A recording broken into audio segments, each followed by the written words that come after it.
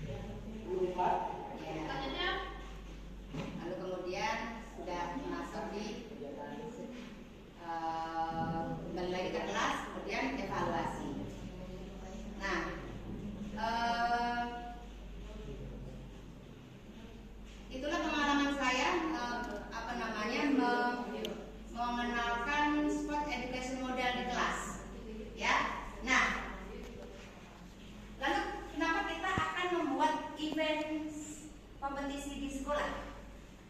Ya, inilah latar belakangnya. Kita mempunyai banyak aset Bapak Ibu. Yang pertama adalah manusia. Kita mempunyai anak didik yang intelijensinya di atas rata-rata. Lalu kemudian secara aset fisik kita mempunyai indoor, lapangan indoor dan outdoor. Lalu kemudian hubungan politik di dinas provinsi dan gubernur akan berpengaruh pada budgeting ya. Lalu kemudian budaya kita lebih pada budaya kompeten ya, berkompetisi, suka menyukai kompetisi. Jadi tidak hanya di peran kompetisi akademik saja, tetapi kita memerlukan kompetensi dalam bentuk keolahragaan. Kemudian apa muaranya Bapak Ibu? Latar belakangnya pengadaan tetap penguatan profil pelajar Pancasila. Oke? Di sini ada pertanyaan Bapak Ibu? No, oke, next. Nah, lalu tujuannya apa? Siswa mengembangkan keterampilan gerak, salah satu cabang olahraga permainan, berbagi peran dalam perencanaan dan administrasi, memberikan dan mengembangkan kepemimpinan yang bertanggung jawab, program olahraga, bekerja secara efektif dalam kelompok. Kemudian menginternalisasikan nilai gerak seperti berkolaborasi sampai dengan meregulasikan diri. Nah, kemudian ada capaian langkah-langkah dan hasil yang diharapkan. Nah, inilah produk yang akan kita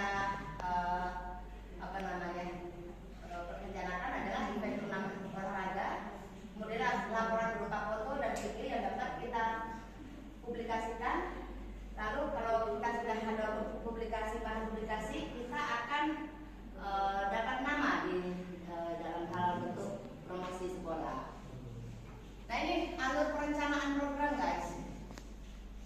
Yang pertama peluncuran proyek, memperkenalkan proyek pada peserta didik, kemudian menjelaskan tujuan peran seperti video yang saya rekam tadi. Kemudian pengumpulan informasi, penelitian tentang berbagai jenis olahraga serta cara pelaksanaan, mengumpulkan data tentang kebutuhan dan referensi peserta. Kemudian belajar tentang perencanaan acara, anggaran dan logistik. Lalu kemudian pengembangan dan umpan balik. Peserta didik dapat merancang dan mempersiapkan acara turnamen olahraga, menerima umpan balik dari rekan guru dan teman sekelas, mengadakan sesi review untuk memperbaiki rencana dan strategi berikan umpan balik. Kemudian prestasi, permainan olahraga kekal waktu 14 JP. Kemudian dimensi pelajar Pancasila semuanya termasuk.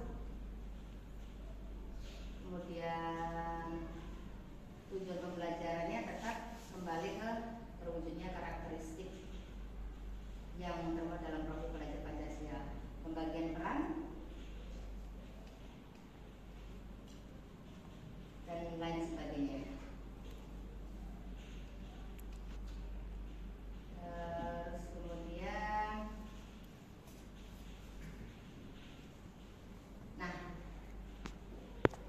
setelah itu kita ada rencana evaluasi nih guys.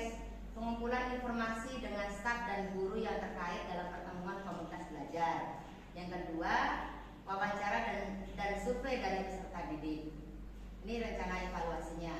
Lalu kemudian pasti ada kemungkinan tantangan internal.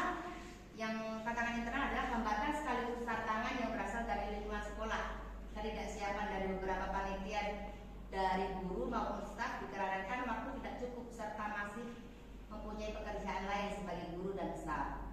Hal lain adalah masalah dana. Apakah sekolah punya modal minimal yang bisa mengoperasikan kegiatan event turnamen olahraga tingkat provinsi. Kemudian yang eksternal, minimnya dukungan sponsor besar, hubungan dengan media wartawan maupun publikasi pemasangan iklan dengan para vendor, kebijakan dinas provinsi dan gubernur dan lain sebagainya.